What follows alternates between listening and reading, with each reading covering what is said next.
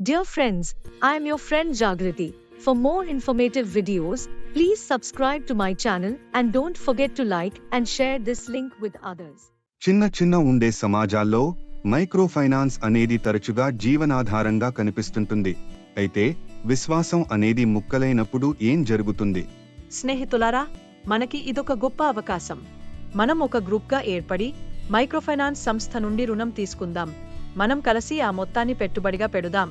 అన్ని ఈఎంఐ పేమెంట్లు కట్టే విషయం నేను చూసుకుంటాను. దేని గురించి మీరు ఆందోళన చెందాల్సిన అవసరం లేదు. కానీ ఏదైనా తప్పు జరిగితే అప్పుడు మన పరిస్థితి ఏంటి శాంతి? రుణం మనం చెల్లించాలి కదా? ఆందోళన అవసరం లేదు.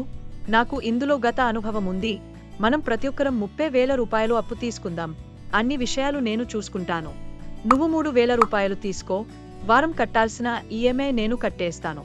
1 సంవత్సరంలో నువ్వు సులభంగా 5,000 రూపాయలు సంపాదించవచ్చు. నన్ను నమ్ము. ఆ మహిళలందరూ శాంతిని నమ్మి వాళ్ల కష్టార్జితాన్ని ఆమెకి ఇస్తారు. వాళ్ల రీపేమెంట్ సంగతి తానే చూసుకుంటానని చెప్పడం ద్వారా మెరుగైన భవిష్యత్తు దిశగా వాళ్లలో ఆమె ఆశ కల్పించింది. శాంతి చాలా తెలివైనది. ఎలాంటి కష్టం లేకుండా మనకి డబ్బు రాబోతోంది. ఈ గ్రూప్లో చేరడం నాకు చాలా సంతోషంగా ఉంది.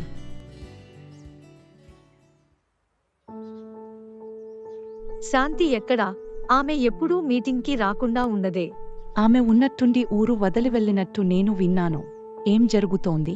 నేను ఆ సంగతి విన్నాను కానీ నేను ఆ విషయం నమ్మలేదు. మనకి చెప్పకుండా ఆమె ఎలా ఊరు వదిలి వెళ్తుంది? 2 వారాలుగా మీరెవరూ ఈఎంఐ చెల్లించలేదు. ఎందుకలా చేశారు? మీరు తక్షణం చెల్లింపులు పూర్తి చేయకపోతే మీ క్రెడిట్ స్కోర్ ప్రభావితమవుతుంది. మేము మా డబ్బంతా శాంతికి ఇచ్చాం. మా ఈఎంఐను తానే చెల్లిస్తానని ఆమె మాకు మాట ఇచ్చింది. ఆ విషయం నాకు తెలియదు, కానీ ఆ లోను మొత్తం మీ పేర్లు మీద ఉంది. మిగిలిన రుణం మొత్తం మీరందరూ చెల్లించాల్సి ఉంటుంది. లేదంటే రుణాలు తీసుకోగల మీ భవిష్యత్తు సామర్థ్యాన్ని అది ప్రభావితం చేస్తుంది. ఆ రుణం మొత్తం తిరిగి చెల్లించే భారం ఆ మహిళల మీద పడుతుంది. శాంతి మీద వాళ్ల విశ్వాసం చెదిరిపోయింది. వాళ్ల భవిష్యత్తు ప్రమాదంలో పడింది. నా దగ్గర ఉన్నదంతా పోగేసి నేను ఇన్స్టాల్మెంట్లు చెల్లించాను కానీ ఇప్పుడు నా రోజువారీ ఖర్చుల కోసం కూడా నా దగ్గర డబ్బు లేదు. ఈ పరిస్థితి నుండి నేనెలా బయటపడతానో తెలియడం లేదు. ఎదుటివారి మీద మనకి ఎంత నమ్మకం ఉన్నా సరే వాళ్ల కోసం మనం అప్పు చేయకూడదని నాకు ఈ అనుభవం నేర్పించింది. మైక్రోఫైనాన్స్ అనేది ఒక శక్తివంతమైన పరికరం, కానీ దాన్ని జాగ్రత్తగా ఉపయోగించాలి. మీ ఆర్థిక స్థితి గురించి ఎల్లప్పుడూ హెచ్చరికగా ఉండండి.